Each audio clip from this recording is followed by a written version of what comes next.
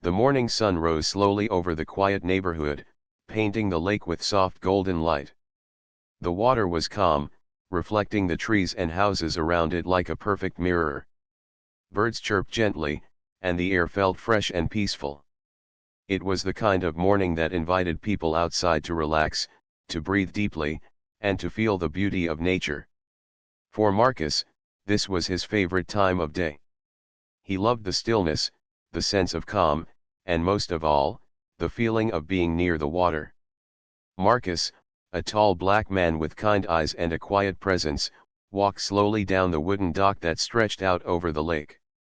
In his hand, he carried a small tackle box and a folded fishing rod.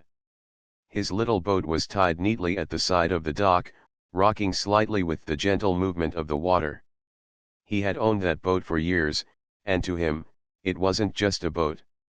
It was a place where he could think, reflect, and find peace away from the noise of daily life. He knelt down and began to untie the rope, humming softly to himself. A few of the community residents were also out that morning.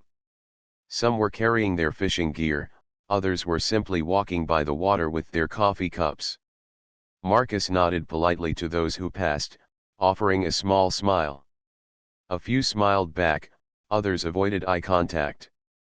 He was used to that. For Marcus, these mornings were not about anyone else. They were about enjoying the world around him and taking a break from everything else in life.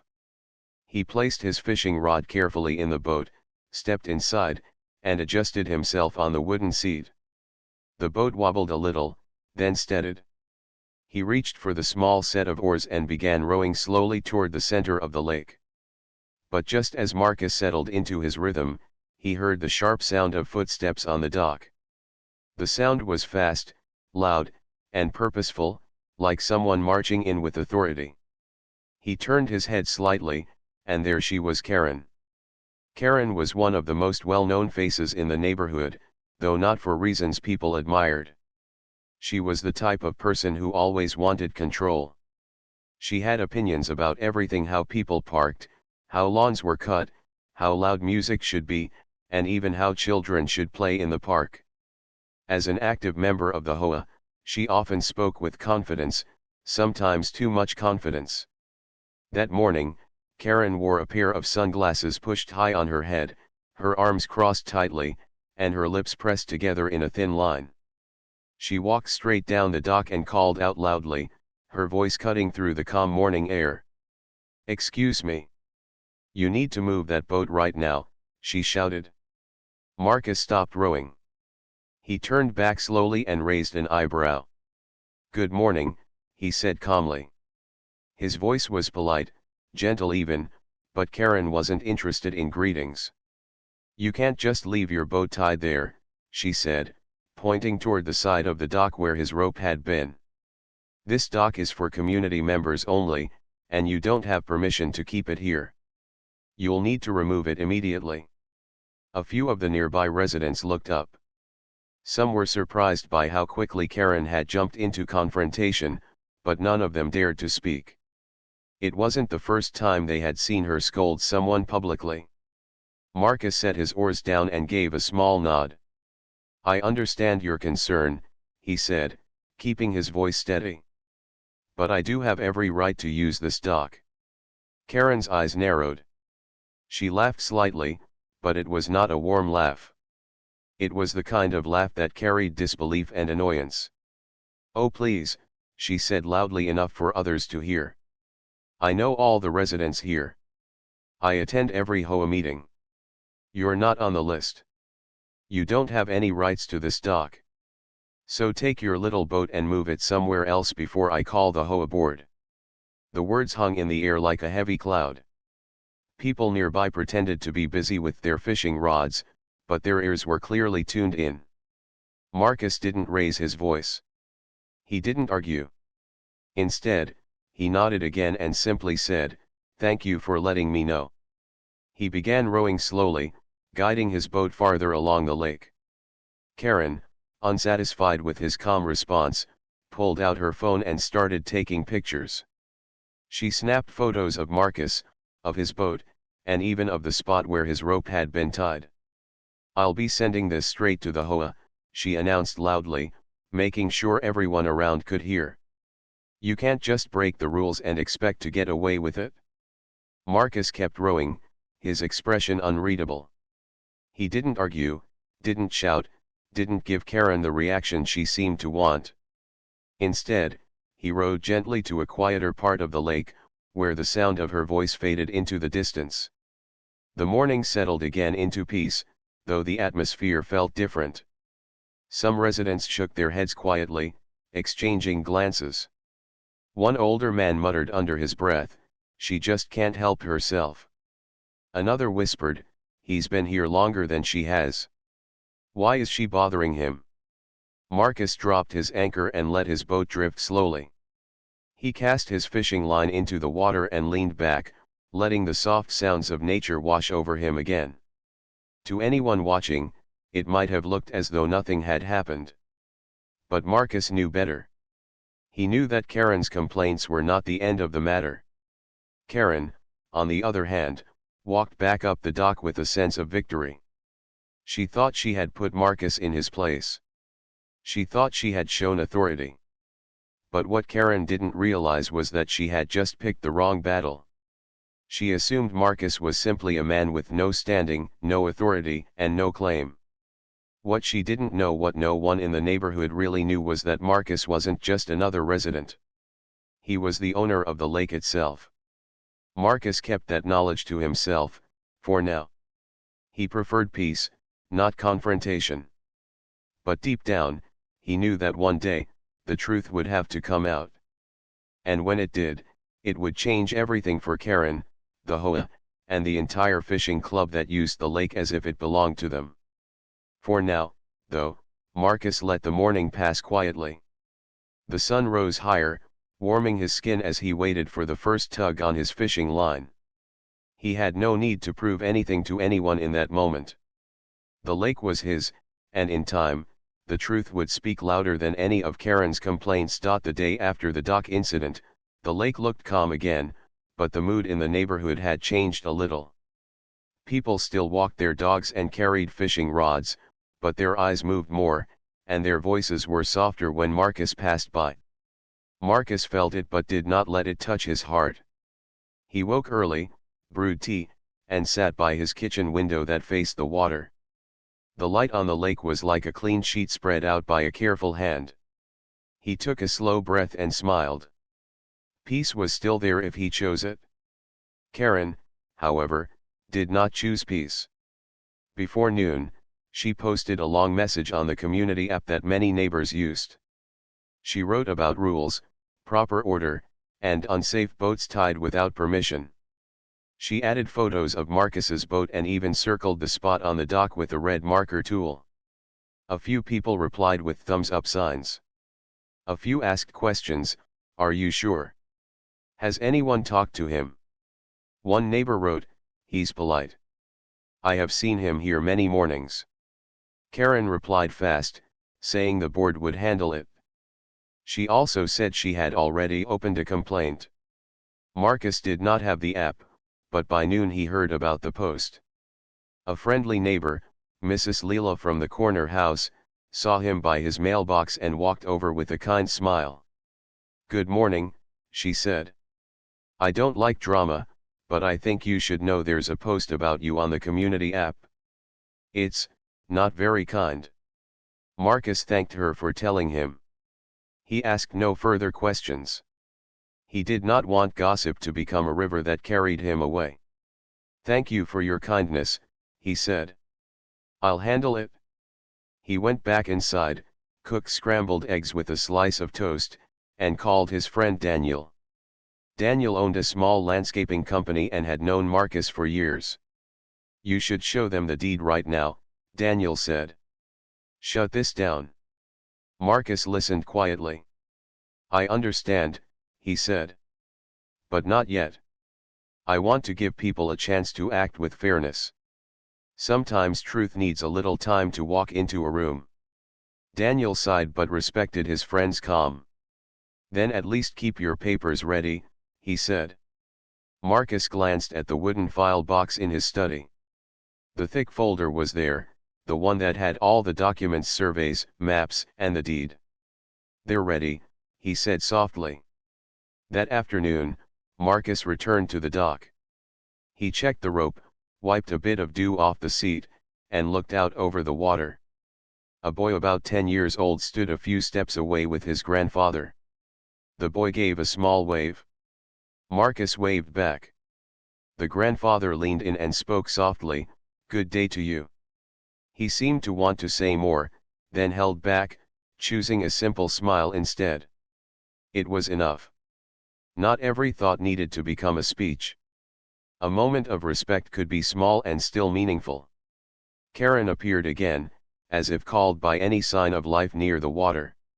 She wore the same sunglasses on her head and carried a clipboard this time. She took a few new pictures and wrote notes. She even took out a tape measure and measured a section of the dock, speaking numbers under her breath. "I've sent the complaint," she announced, though no one had asked. "The board will be issuing a notice." Marcus met her eyes for a brief second. "Good afternoon," he said, with the same calm tone as before. She blinked, surprised at his steady kindness, then lifted her chin and turned away.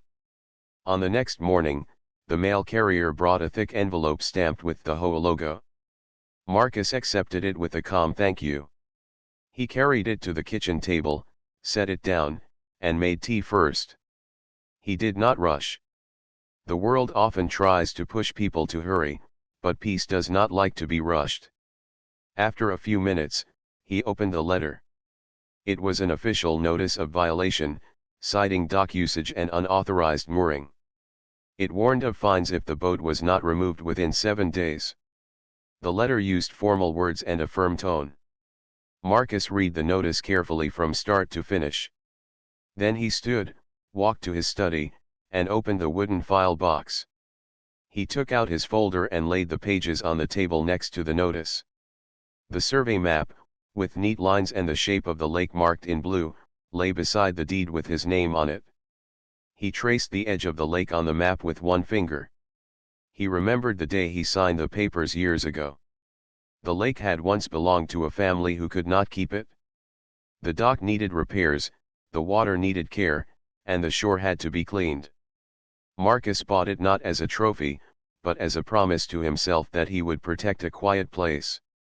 He remembered the work he did in the first year, calling the small company that cleaned the water, paying for safe treatments, adding signs about litter, and fixing rotting boards on the dock. He also remembered the decision he made, to let the community use the lake for free, because peace grows when it is shared. He never asked for thanks. He never asked for a sign with his name on it.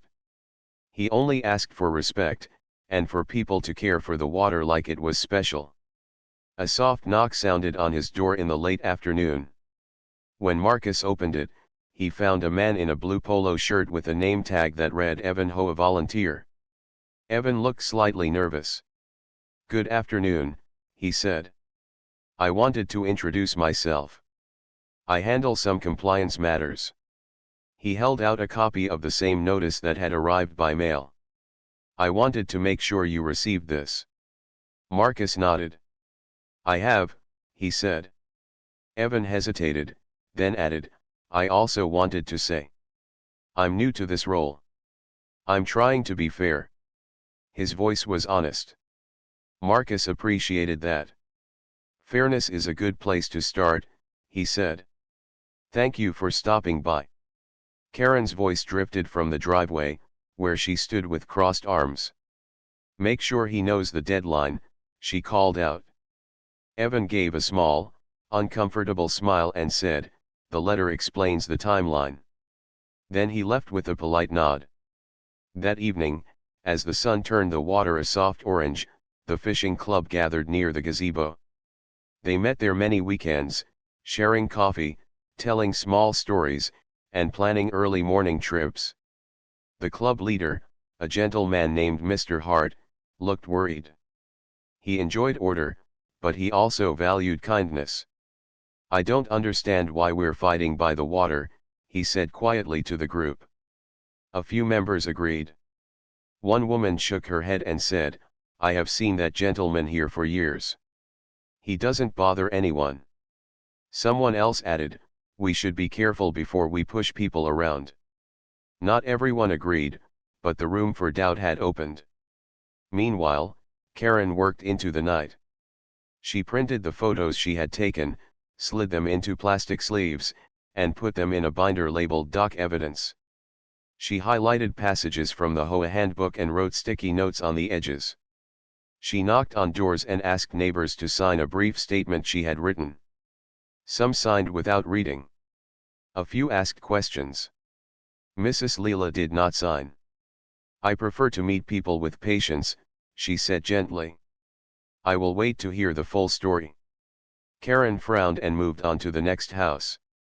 The next morning, Marcus walked the shoreline, collecting small pieces of trash that had been carried by the wind. A young father jogged by with a stroller and gave Marcus a friendly nod. "Thanks for keeping the place nice," the father said. Marcus smiled. He did not explain who paid for what, who owned which strip of earth, or who balanced which book of costs. He simply said, "You're welcome," and kept walking with a small bag in his hand. By midday, he sat at his kitchen table and wrote a short note addressed to the HOA office. He did not argue in the note. He did not threaten. He wrote that he had received their notice, that he respected community order, and that he would attend the next scheduled meeting to address any concerns. He added one simple sentence, "I will bring relevant property documents." He folded the note, placed it in an envelope, and walked it to the office drop slot. In the afternoon, he returned to the dock once more. The water had a soft pattern of ripples, like a calm breath. He untied his boat and pushed off gently. A woman from the fishing club, Mrs. Alvarez, stepped closer and said in a low voice, "Sir, I don't know the full story, but I am sorry for the way things have felt." Marcus looked up and met her eyes. "Thank you," he said. "It means a lot." He saw kindness in her face, and it reminded him why he had kept this place open all these years. People were not the same every day. Some said harsh things. Some said kind things. Many were simply quiet, watching, learning. For a moment the lake was so still that the boat hardly moved. Marcus let the oars rest. Across the water, he could see the gazebo and the curved path where the club often stood. He could see the line of houses with porches facing the shore. He could even see Karen talking to two neighbors, gesturing with her hands as if she were drawing a picture in the air. He did not listen. He did not need to. Words spoken in a hurry often lose their way. The truth he carried did not need to be loud. As the day faded, he returned home, placed the deed back into his folder, and set a small pen on top of it like a quiet promise. He washed his hands, made a simple dinner, and sat down to eat. The world outside moved fast with messages, photos, and plans. Inside his house, everything moved at a human pace, one bite, one breath, one small act of care at a time. Tomorrow would bring the meeting date. Tomorrow would bring the room, the table, and the papers. He would be ready. When he turned off the kitchen light, the lake still held the last of the pale sky. He stood for a long time and watched it through the window. He thought about his grandfather's gentle advice, "Let your patience be a bridge, and let your truth be your feet." Marcus smiled and whispered, "Yes." He did not worry about the notice. He did not worry about the photos or the binder of evidence. He knew what the documents said. He knew what he had paid for, protected, and shared. He also knew that respect, once lost, is slow to return, and that lessons, when taught by life itself, last longer than any letter. He went to bed with a clear mind. Outside, the water held the night like a secret. Inside, the folder waited on the table, steady as a stone. The story was moving forward, step by simple step, and soon, in a room where voices would rise and then fall quiet, the truth would take its place. The day of the meeting arrived with a calm sky and a soft wind rolling across the lake. Marcus woke early, not because he was worried, but because he wanted to move thoughtfully. He made tea, ironed a simple blue shirt, and placed the folder with his documents into a leather briefcase he rarely used. He checked each paper again: the deed, the survey map, the maintenance invoices, and a short letter he had written to explain the lake's history. He did not plan to argue. He planned to bring clarity. On his way to the door, he paused by the window that looked over the water. Ducks glided near the reeds. The light on the lake was smooth, like brushed metal. He rested his hand on the window frame for a moment and took a slow breath. "Let truth be steady," he whispered, remembering his grandfather's advice. Before the meeting, Marcus stopped by the small cafe near the community hall. As he stirred a spoon of honey into his tea, Daniel walked in, hat in hand, a friend's worry on his face. "You ready?" Daniel asked. Marcus smiled. "I'm ready." Daniel glanced at the briefcase. "You're sure you don't want me to say anything?" Marcus shook his head gently. "I appreciate you. But today, simple is stronger." Daniel nodded, then grinned to lighten the mood. "All right, strong and simple," he said. "I'll sit in the back and cheer quietly." They both laughed. The community hall filled quickly.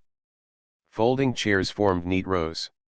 A long table stood at the front with name cards for the HOA board members. Evan, the volunteer in the blue polo, arranged a stack of papers and checked the small microphone. The board president, a calm woman named Miss Patel, sat in the center, reading the printed agenda. Karen stood near the front, speaking with a few neighbors and pointing toward the doc photos in her binder. The cover read "Doc Compliance Evidence." Her voice was low but energetic, hands moving as if she were drawing lines in the air. People took their seats: fishing club members, dog walkers, young families, and longtime residents who knew every bend of the shoreline. Mrs. Leela sat with a straight back and a warm expression. Mr. Hart, the fishing club leader, folded his hands on his knee and looked toward the front with careful attention.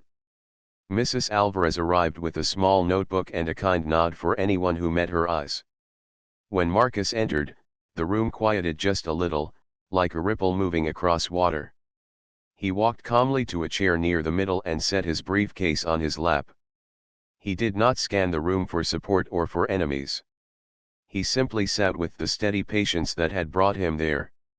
Miss Patel tapped the microphone and called the meeting to order. She welcomed everyone and reviewed the agenda: budget updates, park maintenance, a note about a spring cleanup day, and then the item labeled "Dock Usage Concern." Karen's hand shot up before Miss Patel even reached the end of the list. Miss Patel nodded. "We'll begin that item shortly," she said. "First, quick housekeeping." The early items moved fast. Then came the dock. Miss Patel looked to Karen. "You submitted a complaint. Please summarize for the record."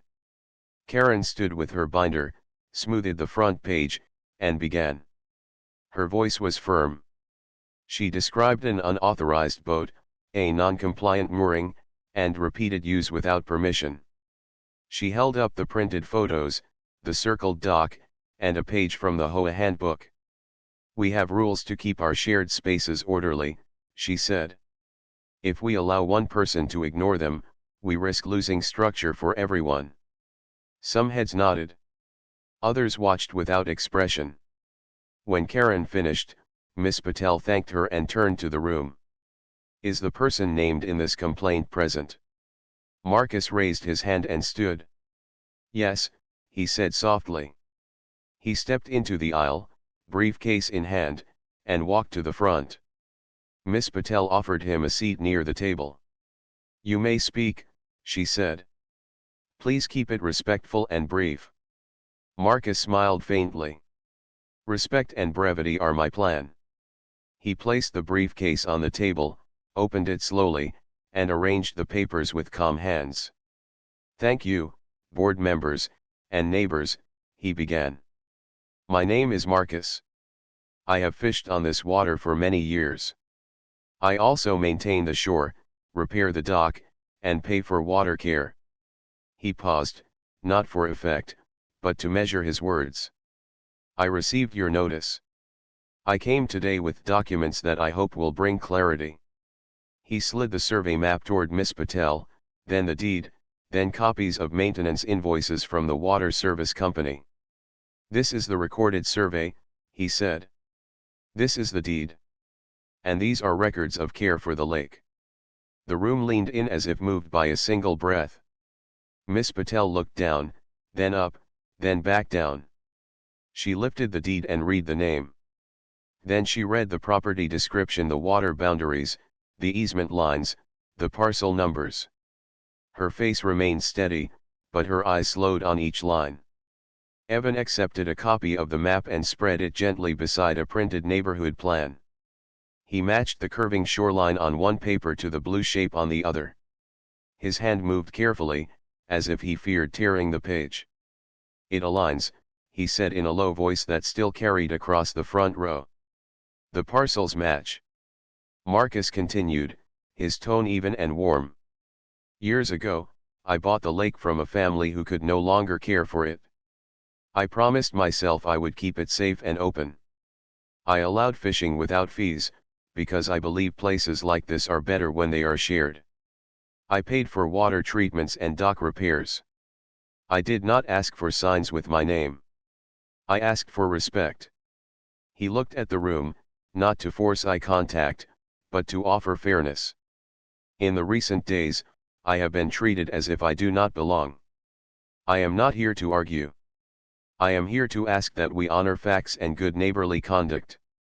Miss Patel placed the deed on the table and folded her hands. She turned to the board's counsel, an older gentleman who attended meetings for legal oversight. He had been quiet until now, reading alongside the rest.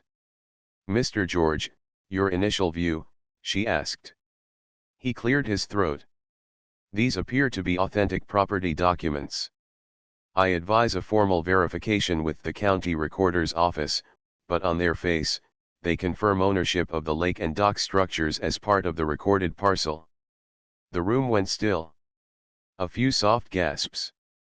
A chair leg scraped gently against the floor. Karen stood frozen, her binder pressed tight against her chest.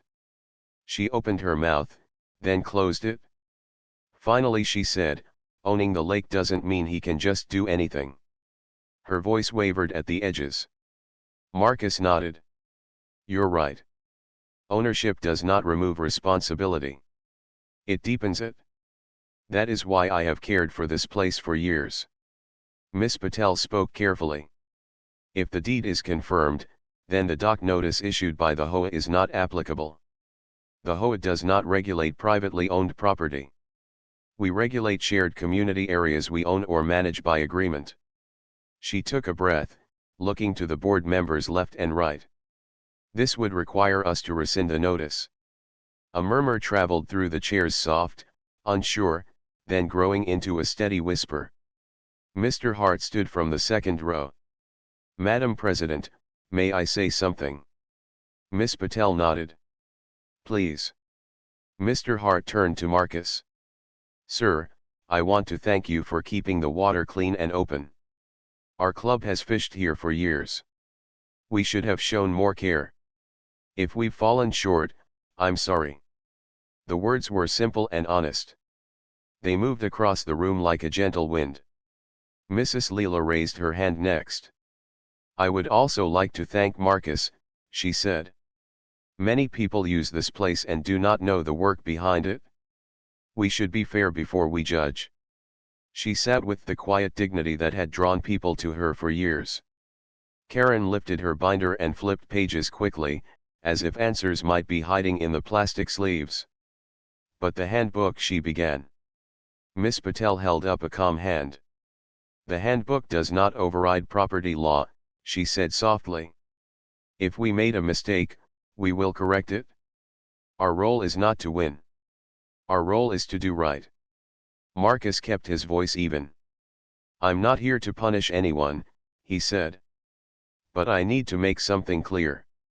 Respect is not a small thing. It is the ground we stand on together. When it breaks, people fall.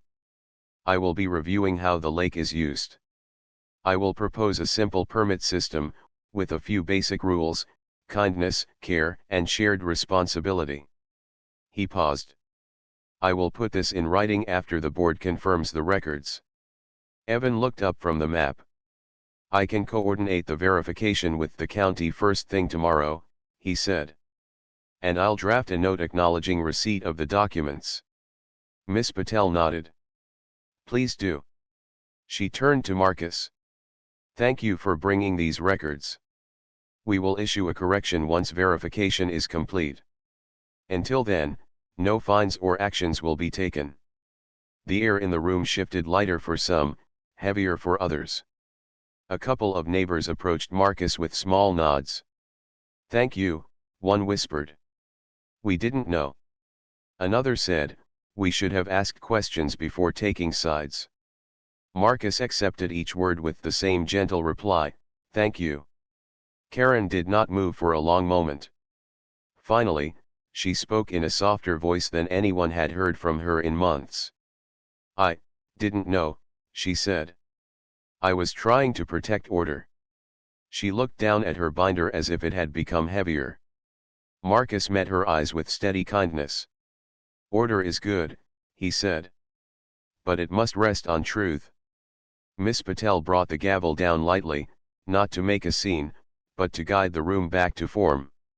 We will follow up in writing within a few days, she said. In the meantime, I ask everyone to treat one another with patience and care. The lake has been a gift to many. Let us act worthy of that gift. The meeting moved on to the leftover agenda items, but the energy in the room had changed. People sat taller, spoke more thoughtfully, and looked at the neighbor beside them with new attention.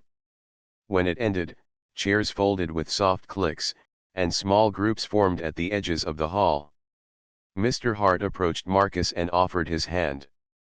If you choose to set rules, our club will follow them, he said. We can help with clean UPS. We can help post signs. Marcus shook his hand warmly. Thank you. Community is a verb. We do it together. Daniel clapped a quiet hand on Marcus's shoulder. Strong and simple, he said with a grin. Marcus chuckled. It worked. Outside, the evening was cool and kind. The path toward the lake curved under lamplight, and the water shone like a calm thought. Marcus walked home without hurry. He set the briefcase on his kitchen table and poured a glass of water. He did not feel triumph. He felt alignment, like a door that had been sticking for a while had finally opened with a clean sound. Through the window, he watched the last light settle on the surface of the lake.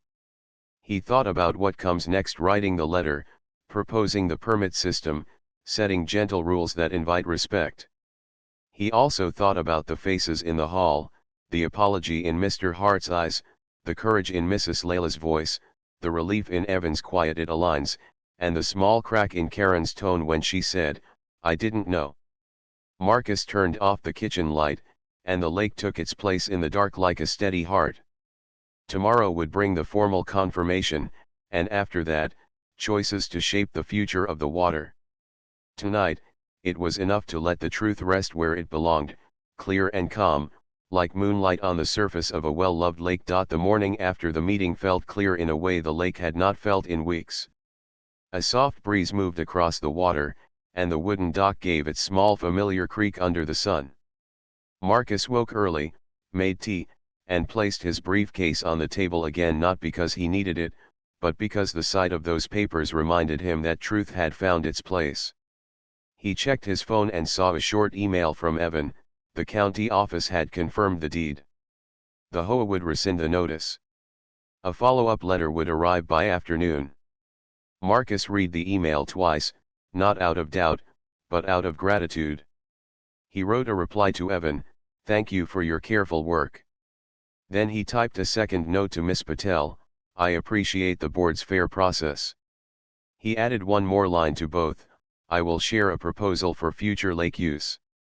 After sending the messages, he stepped outside and listened. Ducks whispered across the water. The shore grass clicked gently in the breeze. It felt like a house after a long repair, still the same, but steadier. By mid-morning, Miss Patel called. Her voice was calm and direct. "I'm calling to apologize for the notice," she said. "It should not have been issued. We will send a formal correction today." Marcus thanked her. She added, "I also want to thank you for your patience. Some people rush. You did not." Marcus smiled into the phone. "Patience is not slow when it is moving toward the right place." Miss Patel paused, then said, "If you share your proposal, I'll make sure it goes to our distribution list." "I will," Marcus replied. This afternoon, he spent an hour at the table drafting his plan. He wrote in simple language because simple words invite people in. The first line read, "The lake is a living place. It needs care, and so do we." The plan had 3 parts. Part 1 explained safe use: no litter, no loud music near nesting birds, life jackets for children, and non-motorized boats on early mornings to keep the water calm. Part 2 explained shared responsibility: a seasonal cleanup day, a volunteer schedule for trash pickup, and a short orientation for new users to learn the shoreline rules. Part 3 explained respect: greet others with kindness, ask before assuming, and accept that the owner may pause access if the rules are ignored. He read every line aloud until the whole thing sounded like a promise he could keep. At noon, he stapled the pages, added a short cover letter, and walked them to the drop box at the HOA office. On the way back, he met Mr. Hart near the gazebo. The club leader held his hat in both hands like a careful guest. "I heard the notice was rescinded," Mr. Hart said. "I'm glad." He looked out at the lake. "We've been lucky to fish here. Many of us forget luck when it feels normal." Marcus nodded. "Luck is a quiet gift," he said. "I am working on a plan. It will ask more of everyone, but it will also help us keep this place soft and safe." Mr. Hart's shoulders settled. "We'll show up," he said. "Tell us how." Back at the dock, Evan waited with a clipboard. "I wanted to check the repaired boards with you," he said. They walked along the planks. Marcus pointed to a spot where 2 boards had warped from sun and rain. "I'll replace these this weekend," he said. Evan nodded. "I can help," he added. "I've got a multi-tool and no excuse." They both laughed.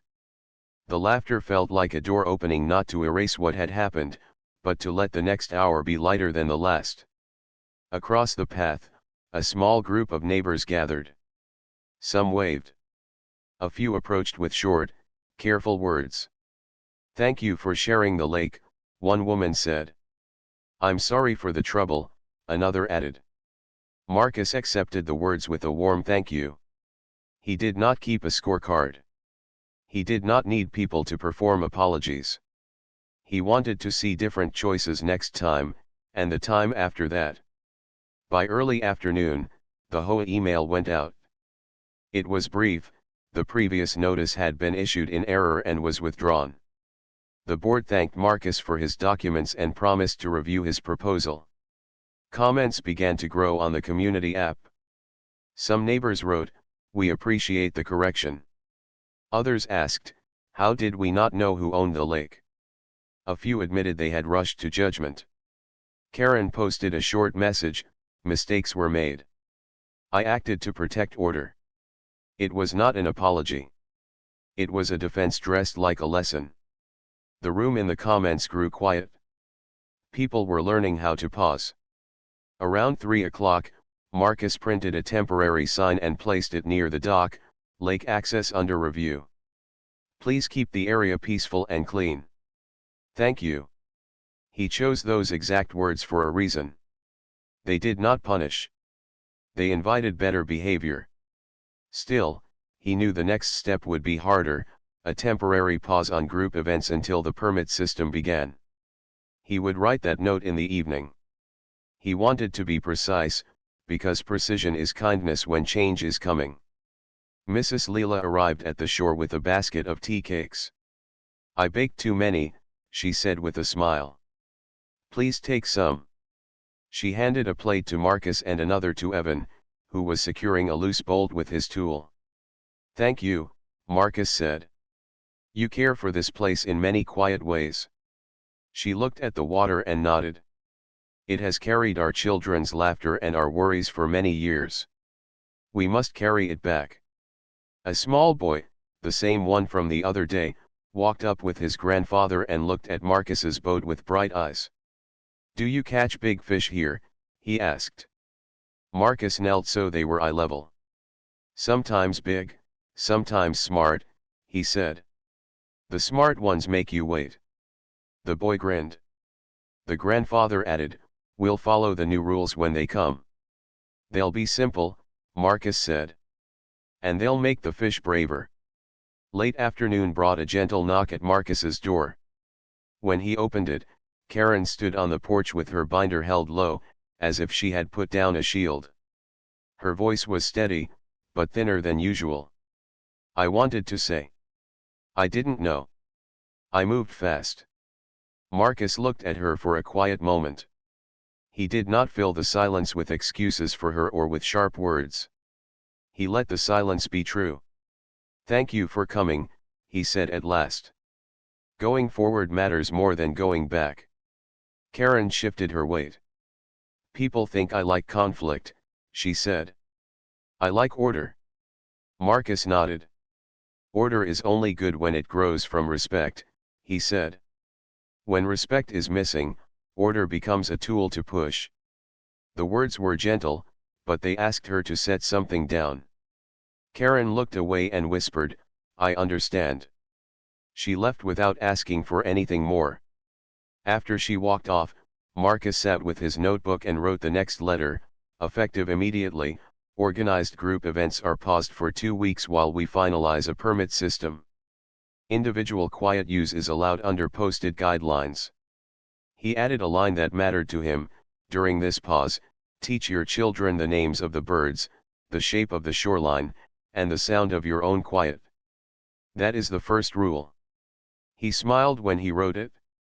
Rules can be practical and still hold a warm heart.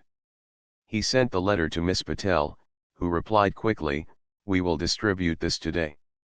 Within an hour, phones hummed across the community. The fishing club members gathered messages in their thread. Some were disappointed. Some said, "We deserve this calm reset." Mr. Hart wrote, "Let's use the 2 weeks to show we can be the kind of guests who become partners." There were no cheering emojis, just careful words that felt stronger than cheers. As the sun tipped toward evening, Marcus walked the shoreline with a trash grabber and a small bucket. He pulled a bottle cap from the sand, a bit of ribbon from a bush, and 2 pieces of clear plastic from the reeds. Each piece was small. Each would have stayed if no one bent down. He thought about how often care is not a speech, but a bend of the knee, a lift of the hand, a choice to carry something that is not heavy until enough pieces gather and become heavy for someone who is alone. On his way back, he found Evan placing a fresh notice on the community board: "Dock notice rescinded. Owner's proposal under review. Volunteers welcome for Saturday morning shoreline clean." Beneath those lines, Evan had drawn a small smiley face. It was a simple, human thing. Marcus laughed and tapped the board lightly with his knuckles. "See you Saturday," he said. "I'll bring extra gloves." Evening settled like a soft coat. A few neighbors came by to sit on the benches and talk in low voices. The air smelled like pine and water. Mrs. Alvarez approached with her notebook. "I made a list," she said, half shy, half proud. "Things the club can do: new fishing line disposal tubes, bird-safe signs, a lost and found box for kids' hats, and a monthly Learn the Lake gathering." Marcus read the list and felt something loosen in his chest. "This is good," he said. "Good grows when people get specific." Before going inside for the night, he stood at the end of the dock and looked across the water. He could see the soft glow of porch lights, the clean curve of the path, and the dark shape of trees holding the far shore like outstretched hands. He thought of tomorrow, and the next week, and the 2 weeks after that. A pause is not a door closing, he told himself. It is a door staying open while we straighten the room. He put away the trash bucket, washed his hands, and set his phone to silent. One more message had arrived, this one from Miss Patel: "Thank you for the proposal. The board is aligned. We will support your permit system. Please share final details when ready." He replied with a single line, "I will." Then he turned off the lights and let the house rest. In the quiet, the lake felt like a steady voice. It did not rise or fall with the rumor. It did not rush to judgment. It did not demand to be right. It simply held what it had always held: sky, birds, reflection, and the patient shape of time. Marcus felt the same steady shape forming inside him. He had not chosen the conflict, but he had chosen the response. And now, with the notice corrected, the plan shared, and the pause in place, he could make the next choice: to honor those who honored the lake, and to protect it from whatever tried to disturb its quiet truth. The 2-week pause passed quietly, like a gentle breath the lake had been holding for years. During that time, mornings returned to a softer rhythm. People walked with slower steps, spoke with calmer voices, and picked up bits of trash without being told. Marcus used those days to finish the details of the permit system. He wanted rules that were clear and kind. He wanted a path that protected the water and also welcomed respectful people. On the first Monday after the pause, Marcus woke early. He brewed tea and placed the final packet of papers on his kitchen table: the permit form, the lake rules, and a simple one-page letter to the community. He read every line again. The rules asked for basic care: no litter, quiet mornings for non-motorized boats, life jackets for kids, and gentle space near nesting birds.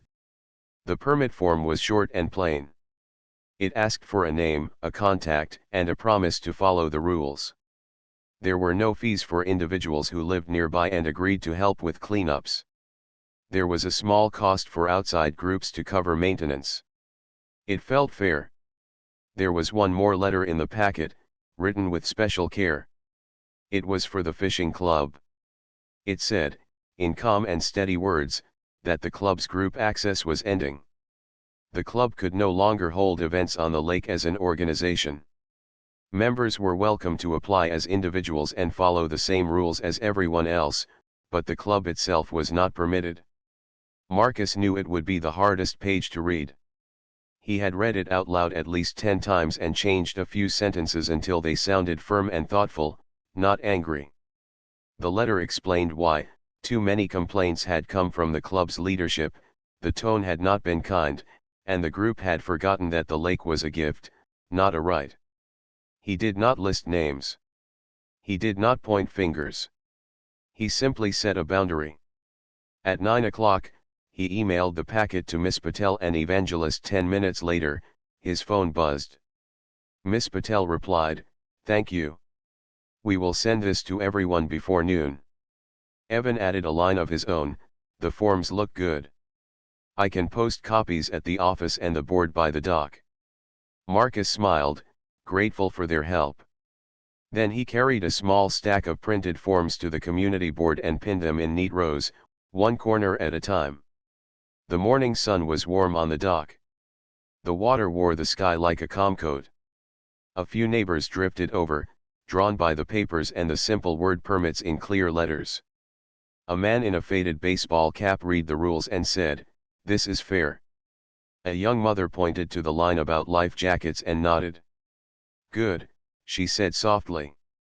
The boy with bright eyes from earlier days tugged his grandfather's sleeve and traced a finger along the bird-safe note.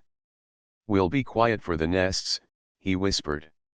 By noon, the community email arrived in many inboxes at once.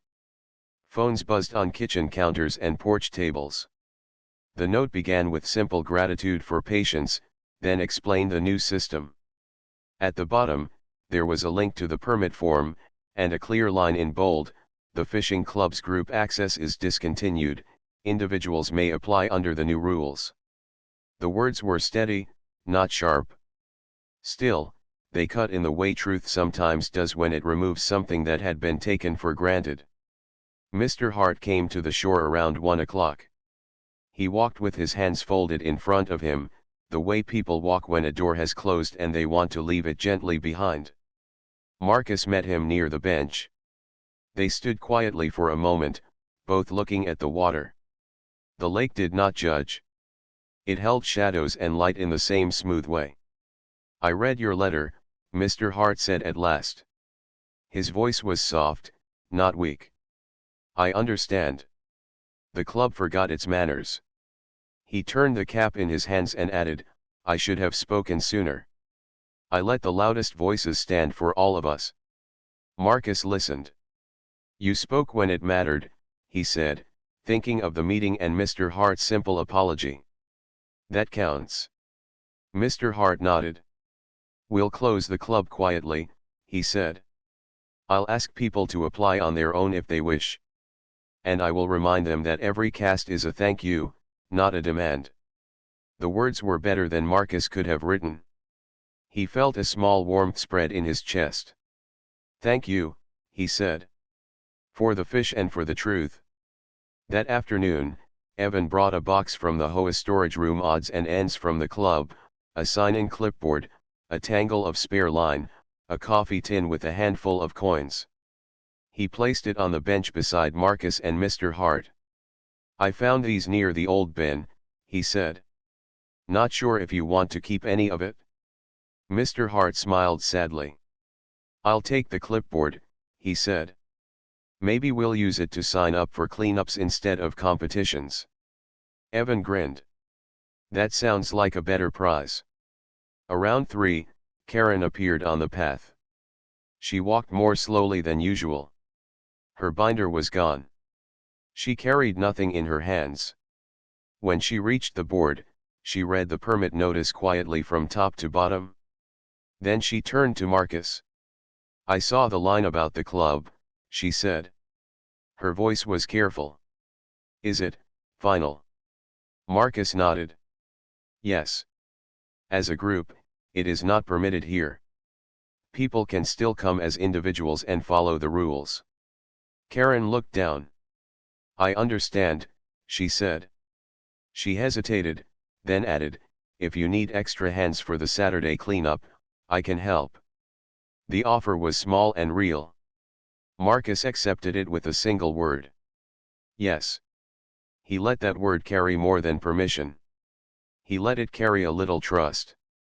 The rest of the week moved like a gentle tide: small tasks, small changes, steady progress.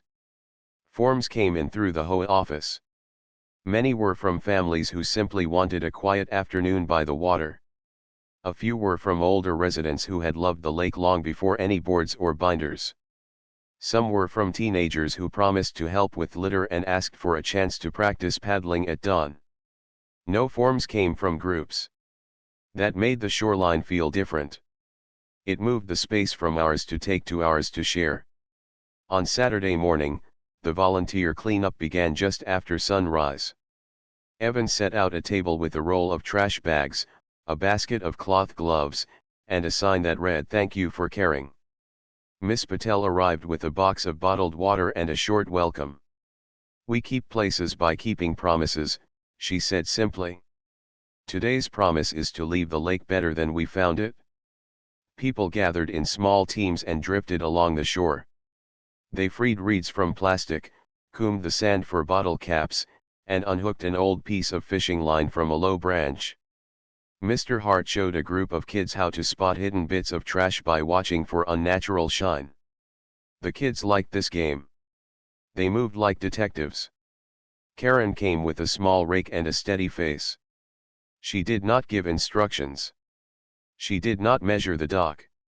She raked quietly along the edge, pulling leaves from the shallow water and piling them beside the path. After a while, she paused near Marcus and said, "I was wrong about many things." It was the first time she had used the word wrong. Marcus did not fill the moment with comfort or with blame. He nodded once and said, "Thank you for saying it." Then they both went back to work. By late morning, the buckets were full, and the path looked clean and soft. Mrs. Alvarez stood next to the new fishing line disposal tube she had designed from a sturdy pipe, smiling like someone seeing a small dream become real. She placed a simple sign on it, "For the birds." A child touched the sign with a careful finger, as if the letters themselves were special. Before people left, Marcus gathered them for a few words. He did not stand on a box. He did not raise his voice. He just waited until the ripples of conversation settled. "Thank you," he said. "The lake has held us for a long time. Today we held it. That is what these rules are for. I know change is hard. I also know it is sometimes the only way to keep what is good." He paused and looked across the faces, the tired smiles, the hands dusted with sand, the soft pride that comes from shared work. "As for the fishing club," he added, "I wish it well in memory.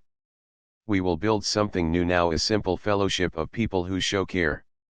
Titles are not required. Kindness is." There were nods. There were small claps. It was enough. In the days that followed, the lake felt like a place that had learned how to breathe again. Early mornings were quiet, just the soft dip of oars and the hush of bird wings.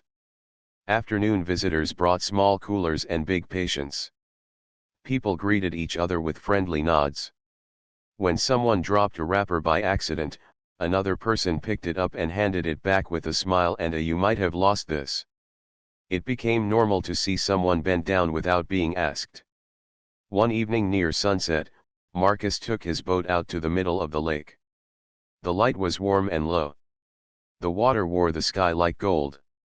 He cast his line and let it rest. On the far side, he could see Mr. Hart walking with two teenagers, showing them how to check their knots and how to watch the line for the smallest tremble. On the path, he saw Karen stop to help an older neighbor lift a folded chair. She did it without speaking first, without looking around to see who noticed. No one clapped. No one needed to. The lake noticed. That was enough. Marcus felt a gentle tug on his line. He set the hook and smiled as the rod bowed slightly. The fish was not big. It was strong enough to ask for respect. He brought it in, admired the small speckled pattern along its side, and let it go. The water closed over it like a promise kept. That night, he wrote one last note for the community board. It was only a few lines: "Thank you for honoring the lake. The permit system is working because you are working. If you see someone new, share the rules with kindness. If you see a piece of trash, pick it up. If you see a bird, give it space. If you see me on the dock, say hello." He pinned a note in the corner where the breeze touched it and watched it move. He thought about how a story can bend without breaking, how a strong boundary can invite better choices, and how a calm voice can change a whole room. He did not feel triumph. He felt steadiness. In the months ahead, small traditions began. On the first Saturday of each month, people met for Learn the Lake, where someone taught a simple thing: how to paddle quietly near lilies, how to tell a heron from an egret, how to leave with less than you brought.